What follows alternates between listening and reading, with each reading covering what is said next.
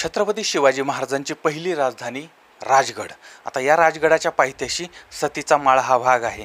आता या भागामध्ये प्रचंड दुर्गंधी सुटलेली होती आणि या भागामध्ये तारीख आहे 18 जून 2023। आता या दिवशी वार होता रविवार, सकाळची वेळ होती आणि एक गोराखी त्या भागामधून जात होता आणि यावेळेस त्यानं पाहिलं एक सडलेला मृतदेह तिथं पडलेला आहे। आता ही माहिती मग आजूबाजूच्या लोकांनाही समजली आणि त्यानंतर गुंजवणी मावळचे पोलीस पाटील आहेत बाळकृष्ण रसाळ यांनाही कळवण्यात आलेलं आहे। ते सुद्धा घटनास्थळी आलेले आहेत आणि मग त्या ठिकाणी पोलीस जे आहेत त्यांना सुद्धा कळवण्यात आले। वेल्हा पोलीस जे आहेत त्यांना कळवण्यात आले।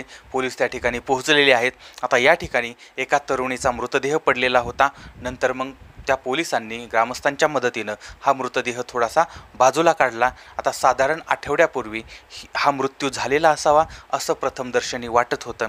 आता या मृतदेहाच्या शेजारी मोबाईल, सॅक, चपला, जर्किंग अशा पद्धतीच्या वस्तू ज्या आहेत त्या अस्ताव्यस्त पडलेल्या होत्या। आता पोलिसांनी त्यांच्या कार्यवाहीला सुरुवात केली होती, पंचनामा वगैरे केला। बॉडी जी आहे ती ससूनला पोस्टमॉर्टमसाठी पाठवलेली आहे। आता ही बॉडी कोणाची आहे याचा शोध सुरू झाला होता। आता मोबाईलवरून ही ओळख पटवण्याचा प्रयत्न चालू झाला होता। आता त्याचप्रमाणे या परिसरामध्ये, या तालुक्यामध्ये, या जिल्ह्यामध्ये कोणी मिसिंग झालेलं आहे का याचा सुद्धा शोध चालू झाला। आता यावेळेस 15 जून 2023 या दिवशी नरेसिंहगड रोड या पोलिसांमध्ये एक तरुणी गायब झाल्याची तक्रार नोंदवण्यात आलेली होती। आता या तक्रारीत वर्णन केलेली तरुणी आणि सापडलेला मृतदेह यांचं वर्णन जुळत होतं आणि त्यावेळेस मग तक्रार देणारे किंवा फिर्यादी जे होते त्यांचं नाव होतं दत्तात्रय दिनकर पवार।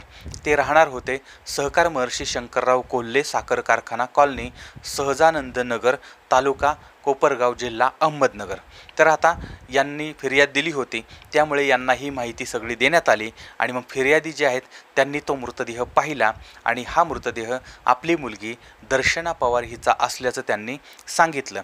जगातील कोणत्याही बापावरती जी वेळ येऊ नये ती वेळ या बापावरती आली होती।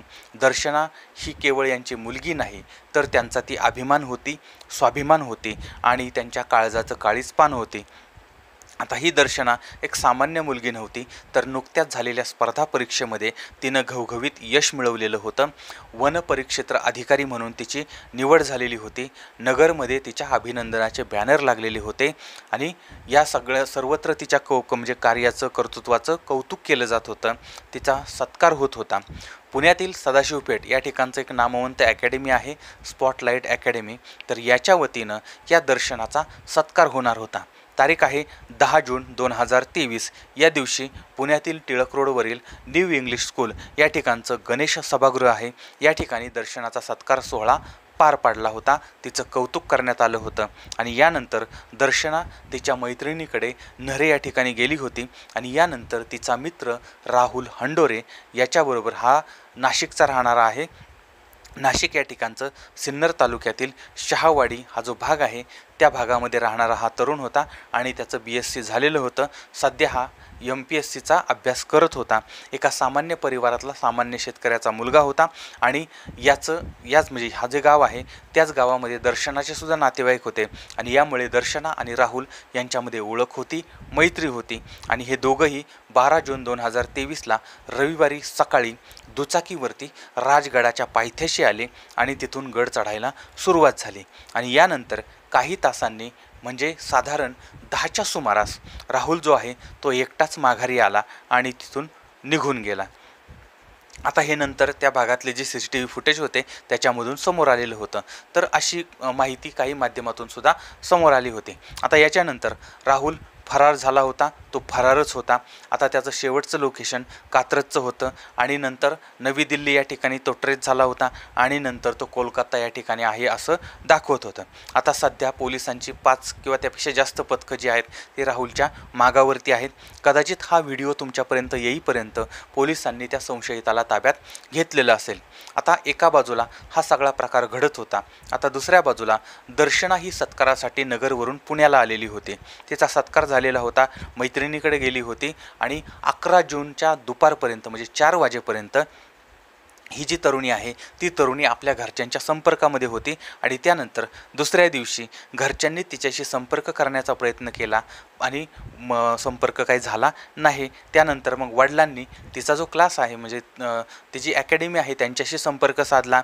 त्यानंतर दर्शनाचे जे सहकारी होते त्यांच्याबरोबर संपर्क साधला आणि यावेळी ती आणि तिचा मित्र ट्रेकिंगला गेलेले आहेत अशी माहिती त्यांना मिळाली. पण दोघंही माघारी आलेले नव्हते, दोघंही गायब झालेले होते आणि यामुळे वडील दत्तात्रय पवार यांनी सिंहगड रोड पोलिसांमध्ये तक्रार नोंदवलेली होती. तर आपला मुलगासुद्धा गायब झालेला आहे अशा पद्धतीची तक्रार मुलाच्या घरच्यांनीसुद्धा वारजे पोलिसांमध्ये नोंदवलेली आहे. आता या सगळ्या प्रकरणामध्ये पोस्टमॉर्टमचा रिपोर्ट आला होता आणि डोकं आणि शरीरावरती जखमा आहेत. याचा अर्थ दर्शना हिची हत्या झालेली आहे ही गोष्ट समोर आली. आता या घटनेमधील दर्शना ही सामान्य घरामध्ये जन्माला आलेली पण असामान्य अशा पद्धतीची मुलगी होती. वडील जे आहेत ते साखर कारखान्यामध्ये ड्रायव्हरचं काम करतायत. आई गृहिणी आहे आणि भाऊ जो आहे तो MBAचं शिक्षण त्याचं चाललं किंवा MBA पूर्ण झालेलं आहे. आणि मुलगी जी आहे दर्शना म्हणजे प्रत्येक वडिलांच्या मनामध्ये ज्या पद्धतीनं आपल्या मुलीची प्रतिमा असते, ज्या पद्धतीची ती परी असते त्याच पद्धतीची ही दर्शना होते. म्हणजे आई वडिलांचं आणि भावाचं ती काळीजपान होती. ही पोरगी 10वीमध्ये गेली, 95% मार्क होते.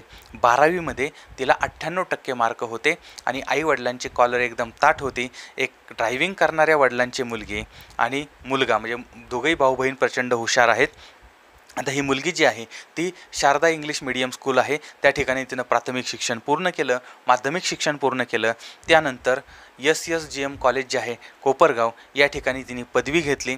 आदर्श विद्यार्थिनीमधून तिचा सत्कार करण्यात आलेला होता.